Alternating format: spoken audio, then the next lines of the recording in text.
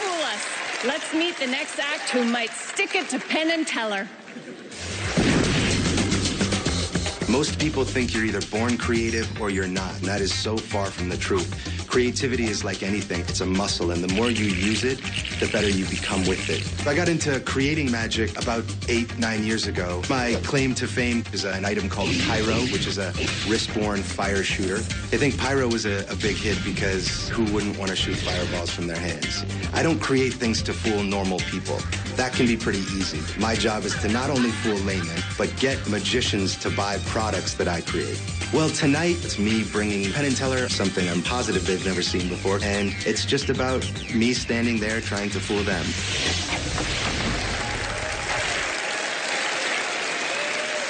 Along with a randomly selected member of our audience, please welcome the inventive magic of Adam Wilber.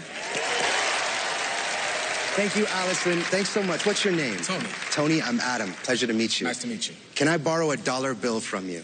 I do have a dollar. Beautiful. You from Chicago? I am. All right, that's where I would keep it too. Perfect, perfect. Tony, I'm going to have you do me a favor. I'm going to have you sign this, and I'll put a little box so you know exactly where to write for me. So if you put your name right there, that would be excellent. Okay. Now, a lot of people ask me why I do magic for a living. It's a kind of an honest and interesting question. And the answer is pretty simple. For the money. See how easy that is when you're a magician? Now, Tony, we're going to get back to your bill in a moment. But first, since we're on this beautiful stage, I figured I'd show you something cool. Would you like to see a magic trick? Perfect. Coincidentally, you have exactly the right amount. Welcome to Vegas, my friend. Now, before we get to that, I want to tell you a little bit of a story about how I got interested in magic when I was a kid. See, I used to live down the street from a magic shop, and the guy behind the counter was an interesting dude, but he used to do the most incredible things with money. I'll show you the very first thing he showed me when I walked into his shop. He had this little wooden paddle. It didn't look like much to me. It had pieces of paper on each side with money signs on them. That's 3 here, 3 here. Again, doesn't look like much until he did the magic shake. Watch careful, Tony. It looks like this. And now those paper have turned into pennies. That's 3 here and 3 here. I was stunned to silence myself. I get it. Now, this was at the time the most incredible thing I had ever seen in my entire life. Keep in mind, I was 6 years old, right? But so incredible that I bought the effect. I went to my house and I spent the better part of a week changing paper into pennies and laughing to myself like a crazy person the entire time. Now, at the end of a week, when I had enough money, I went back to his shop and I said to him, "What do you have that's a little more substantial than maybe pennies?" And he brought out little colored sheets of paper, and 4 of them to be exact. At this point, I wasn't too impressed, but he said, "Wait till you see what they can do." So, Tony, watch careful. We're going to take 4 of these pennies. I'm going to place them right in the middle of this trash paper. We'll call it that for now. Very fairly, all I'm going to do is fold them into a little bundle of trash paper, essentially. Now, at this point, as a little kid, I wasn't too impressed, much like our audience here today.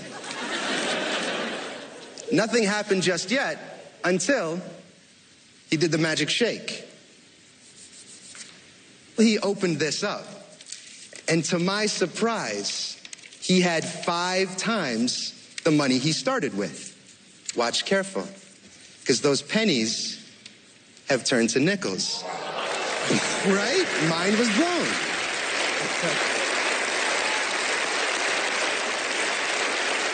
So, of course, I said, "Ring me up." I went back to my house, and I spent the better part of 2 weeks changing paper into pennies and pennies into nickels, laughing to myself like a lunatic the entire time.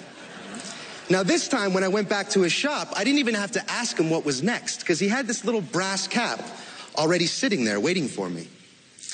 Didn't look too impressive, but for this, can I have your hand to demonstrate? Put your hand right in here and a little higher. I'm going to take the 4 nickels and I'm going to place them on the back of your hand. Now, it's important you keep your hand steady, because if you don't, those nickels fall off into my hand. Now, I'll do this as slow and fair as I can. Tony, can you see the nickels on the back of your hand? Yes, I can. Can you feel the nickels on the back of your hand? I can.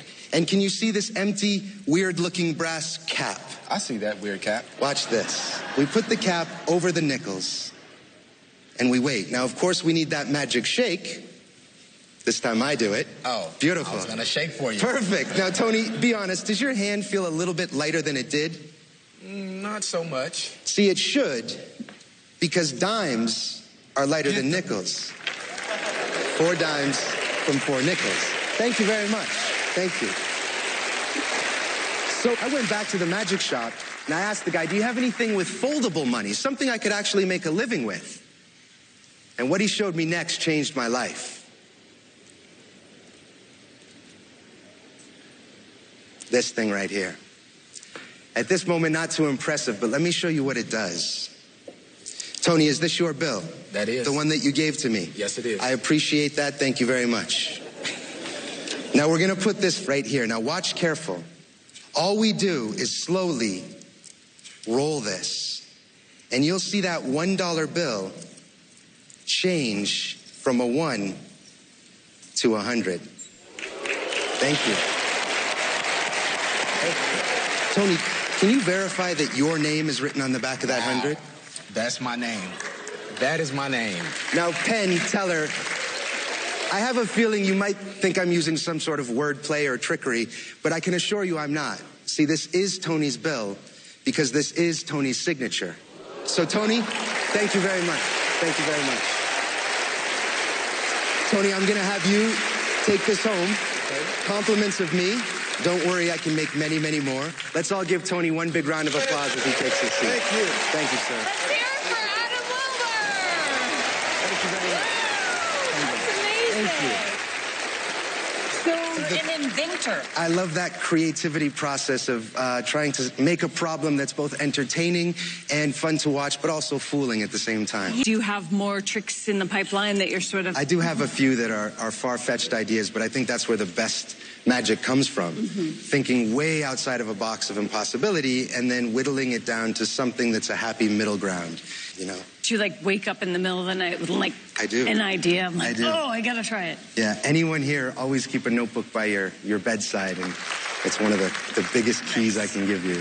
Okay, looks like the guys are ready.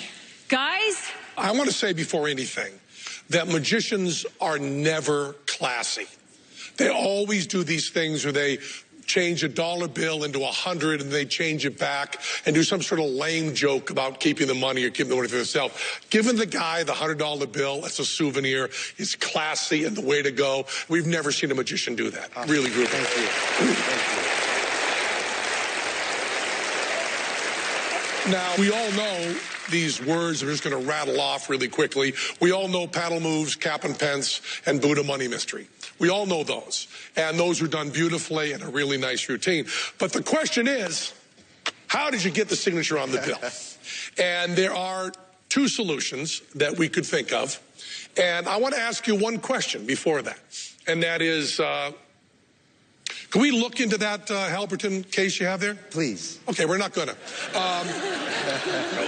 We just want to know if we could. Sure. We have a huge amount of information once you said that. And if you were bluffing on that, you're a genius. Just a genius. So I think that little question and answer gave us a little window into how you might have done this trick. A little bit of a way to frame the whole thing and get a very clear idea of how you ended up giving that guy a $1 bill turned into 100 with his signature right on there. It's a wonderful, wonderful act. Thank you very much, but no window whatsoever. I know where you're going. Absolutely not. No window in at any all. Shape or form. No. And we can look in the case? Yes. Seems like Now the we're gonna wrong look at the guess, case. even though I don't know what they're talking about. Wait. Oh, this is exciting, people. Oh, there's no window in there. No. I don't know what that means.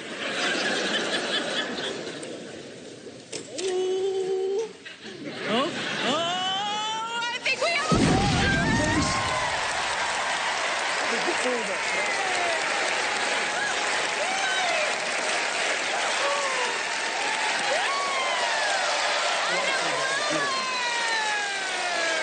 Congratulations!